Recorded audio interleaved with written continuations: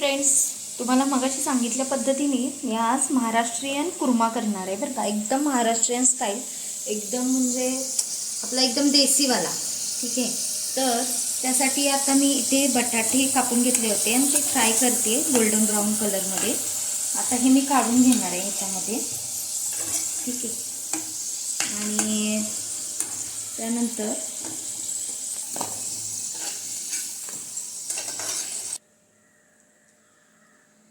आता आपला बटाटा फ्राय करून झालेला आहे. आता आपण शिमला मिरची थोडी फ्राय करून घेणार आहे. तुम्ही म्हणाल की फ्राय का करत आहे, तर फ्राय यासाठी करत आहे कारण याने खूप छान असा भाज्यांचा स्वाद, अगदी कमी वेळात शिजतात भाज्या आणि स्वादही खूप छान लागतो. आता हे मी शिमला मिरची जी फ्राय केलेली आहे ती आपल्या या ताटामध्ये काढून घेते.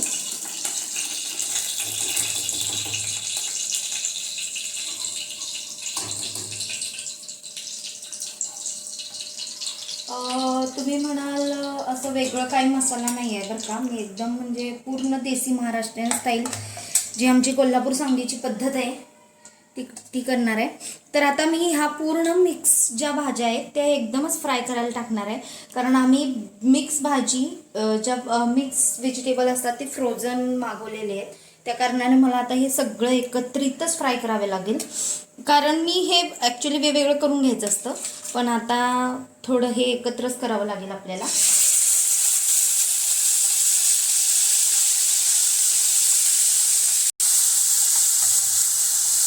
भाज्या फ्राय करताना थोडा हाय लो फ्लेम आपण ठेवू शकतो. मी थोडा हाय ठेवते कारण हे फ्रोझनवाले असल्या कारणाने खूप पाणी सोडतात भाज्या. थोडं हाय करणार आणि त्यानंतर मी एकदम नॉट स्मॉल पण मीडियमवर मी ठेवणार आहे. बरं, त्यामध्ये आणखी एक माझ्या मते किंवा मी ते पाहत आलेले त्याच्यावरून सांगते की याच्यामध्ये थोडं मीठ घातल्यानंतर भाज्या अतिशय छान अशा शिजल्या, काय म्हणतात ते, फ्राय होतात. नॉट शिजले जातात, फ्राय होतात आणि मीठ आतपर्यंत गेल्यामुळे त्या भाजीला अशी वेगळी अशी चव येते. आता आपण थोडंसं चिमूटभर मीठ यात ॲड करणार आहे, जास्त नाही, एकदम थोडं. हाय फ्लेमचं कारण मी सांगितलं आहे. तुम्ही व्हिडिओमध्ये बोलाल की हाय फ्लेम का ठेवलं आहे, पण मी आत्ताच सांगते त्याचं पण उत्तर की थोडंसं पाणी सोडतात या भाज्या आणि थोडं मी धुवून पण घेतल्या कारणानं थोडंसं आपण जास्त नाही फ्राय करायचं, थोडंसंच करायचं. आणि आता मी थोडंसं मीडियम साईजवर गॅस करते आणि आपण त्याला फ्राय करणार आहोत. ठीक आहे. तर फ्रेंड्स, याच्यातलं पाणी थोडंसं कमी झाल्या कारणाने मी आता हे काढणार आहे कारण आपण ह्याला अतिशय छान अशा वाफेवर शिजवणार आहोत. मोस्ट ऑफ दी भाज्या माझ्या वाफेवर शिजलेल्या असतात थोड्याफार पाण्यात, पण आज आपण रस्सावाली कुर्मा करणार आहे. तर त्या कारणाने मी थोडं पाणी वाढवणार आहे बरं त्याच्यात. तर या सर्व भाज्या जसे की बीन्स, गाजर, टमाटर, फ्लॉवर, सगळ्या गोष्टी आपण छान अशा फ्राय करून घेतलेल्या आहेत.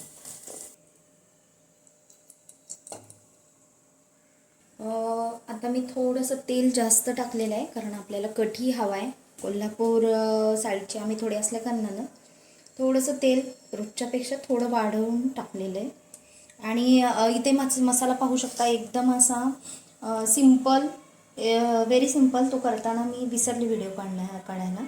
तर मी 2-4 असे जे छोटे तुकडे असतात सुकलेलं खोबरं, तर त्याचे घेतले. 5-6 लसणाच्या पाकळ्या घेतल्यात, थोडंसंच अद्रक घेतलेले आणि थोडेसे तीळ घेतलेले, अर्धा चमचा म्हणलं तरी चालेल. थोडेसे तीळ घेतलेले आहेत आणि ह्याचा मी वाटण बनवून घेतलेलं आहे. आता इथे मी अंदाजे 2-3 चमचे जरा तेल टाकलेलं आहे. त्यानंतर इथे मी टाकणार आहे आपलं फेवरेट असं जिरं, माझं आहे, प्रत्येक भाजीत असतं. त्यानंतर याच्यात मी टाकणार आहे आता कांदा.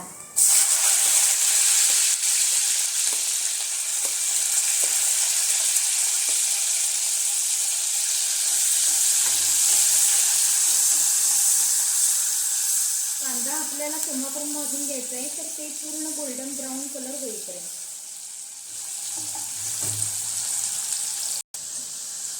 पाहू शकता तुम्ही इथं गोल्डन ब्राऊन कलर कांद्याला येत आहे, आलेला आहे थोडा थोडा. तुम्ही म्हणाल थोडा मोठा, मी तर स्लाइसच करणार होते कांद्याचे, पण विसरल्या कारणाने मी त्याचे छोटे छोटे कापले, एकदम मीडियम साईजमध्ये कापून घेतले. आणि इथे मी 2 कांदे वापरलेले आहे. आणि छोटे, एकदम छोटे आमच्या इकडे टॅमॅटो मिळतात, म्हणजे पण सगळीकडेच भेटतात, पण देसी छोटेवाले. त्यामुळे मी इथं जवळजवळ 5 टॅमॅटो वापरले आहेत. ह्याचे मात्र मी मोठे मोठेच काप ठेवणार आहे, कारण दिसायलाही सुंदर दिसतात आणि ते खाण्याला पण म्हणजे वेगळीच चव असते माझ्या मते. ही आमची स्टाईल आहे. आता पाहू शकता तुम्ही, मी इथे आता टॅमॅटो ॲड करते.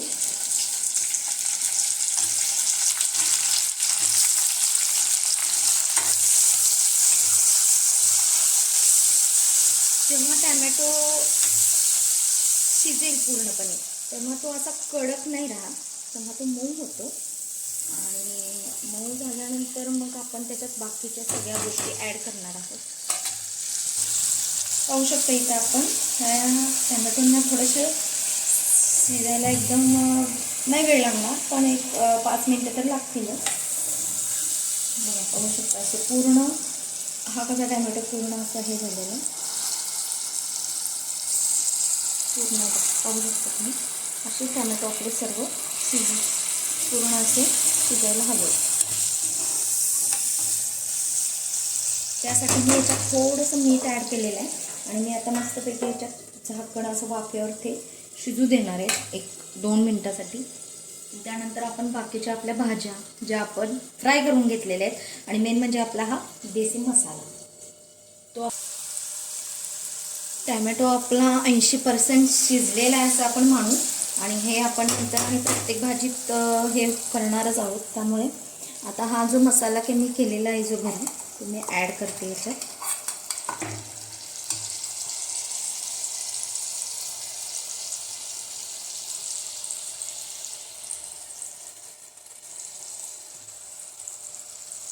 मला एक गंमत सांगू का मित्रांनो, आता आपण एक कलियुगात आलो आहे. कलियुगात म्हणण्यापेक्षा आपण एक नवीन म्हणतात ना, व्यक्ती तितक्या प्रकृती. काही लोक म्हणतील की हाताने घालतात वगैरे, पण मी तर पूर्वीपासून पाहतले, माझी आई, आजी सर्व म्हणतात की आपल्या हाताचा पण त्याच्यात स्वाद उतरला पाहिजे. पण मित्रांनो, त्यासाठी अगोदर हात स्वच्छ धुतलेले असावेत बरं का. मीही हाताने ॲड केलेला आहे मसाला. माहीत नाही, अशी एक म्हण आहे की हाताची पण चव उतरते भाजी. सो मला अशीच सवय आहे आणि मी असंच करते. आणि माहीत नाही, माझे मिस्टर म्हणतात की भाजी खूप छान झाली. मग मे बी माझ्या हाताचा कमाल असेल, तर तुम्ही मला कमेंटमध्ये सांगा मी करते हे बरोबर आहे की नाही.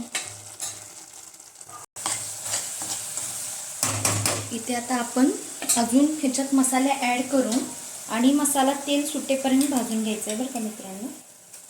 त्याच्यात मी ॲड करते अर्धा टेबलस्पून हळद, थोडासा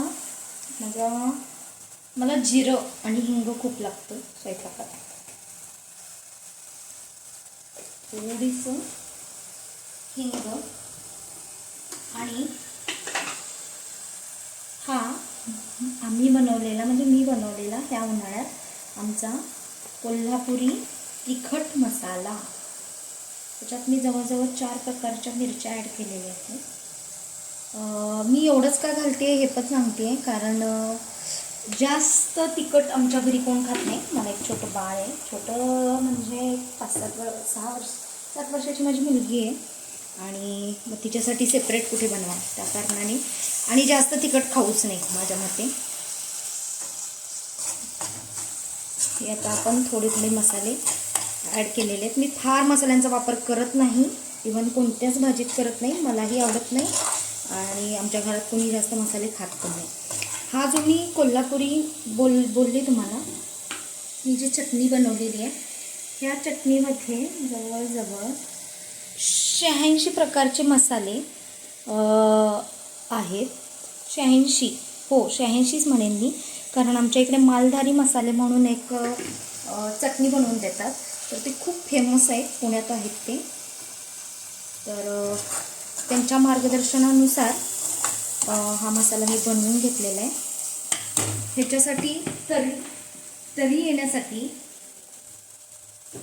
थोडीशी, जास्त नाही आहे मित्रांनो, एकदम थोडीशी अशी ही लाल चटणी ॲड करणार आहे. एकदम थोडी, मला फार तरी नको आहे. मी तुम्हाला सांगितलं आहे, माझं बाळ पण आहे, त्या कारणाने मी जास्त ॲड करू शकत नाही. कधीतरी ओकेजनली नॉनव्हेज असेल तेव्हा आम्ही ह्याच्यापेक्षा थोडासा जास्त मसाला वापरतो, पण हाफ टीस्पून किंवा कधी कधी 1च्या पण थोडं कमी. आता पाहू शकता मसाल्याला कडेने तेल सुटलेलं आहे पूर्ण, म्हणजे याचा अर्थ आपला मसाला भाजलेला आहे पूर्णपणे. ठीक आहे, तर आता याच्यामध्ये ह्या ज्या आम्ही फ्राय करून घेतलेल्या आहेत भाज्या, त्या सर्व ॲड करणार आहे. मी इथे खड्या मसाल्याचा वापर केलेला नाही आहे अजिबात, आणि त्याचं कारणही तुम्हाला सांगितलं आहे का केलेलं आहे. मी फार मसाले खात नाही.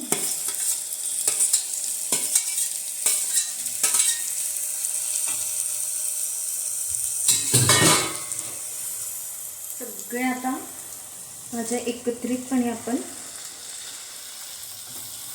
या मसाल्यात अशा पूर्णपणे अशा मिक्स होतील या पद्धतीने हलवून घ्यायचं आहे.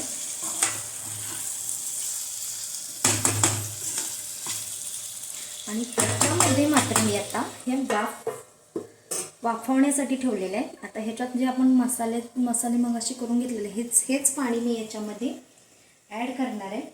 थोडं वाफवून घेणार आहे पाणीही. वाफवलेलं पाणी टाकल्याने काय होतं तर एक वेगळ्या प्रकारची अशी चवही लागते, आणि दुसरी गोष्ट भाजीला कलर अतिशय सुंदर येतो, असं माझं वैयक्तिक मत आहे.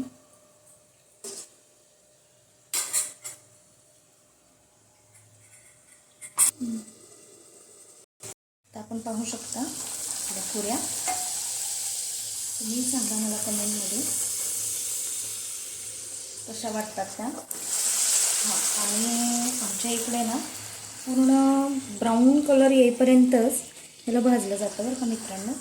कुणाकुणाला अशा थोड्याशा व्हाईटिश कलरमध्ये वगैरे आवडतात, पण आमच्या इकडे शक्यतो ह्या कलरमध्येच पुऱ्या तळल्या जातात. ही आपली एक पुरी झालेली आहे. एक नाही, खूप साऱ्या पुऱ्या झालेल्या आहेत. दाखवण्यासाठी मी 2-3च दाखवत आहे.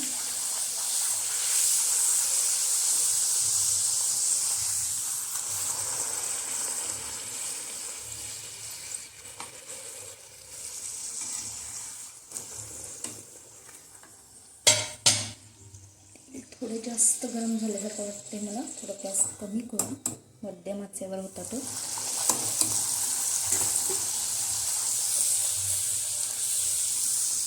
पीठ फार काळ काही मी भिजवलेलं नाही आहे. 10-15 मिनिटातच मी पुऱ्या बनवायला घेतलेल्या आहे. तर पाहू शकता तुम्ही, पुरी खूप सुंदर अशा रीतीने. आणि ह्याच्यात मी ऑइल वगैरे काही ॲड केलेलं नाही. जसं आपण चपातीचं पीठ मळतो त्या पद्धतीचंच, फक्त घट्ट पीठ मळलेलं आहे.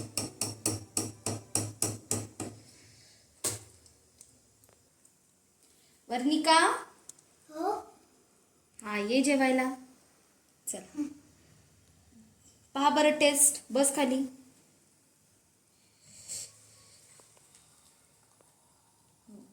आणि घास खाऊन सांगा मला कसं झालंय.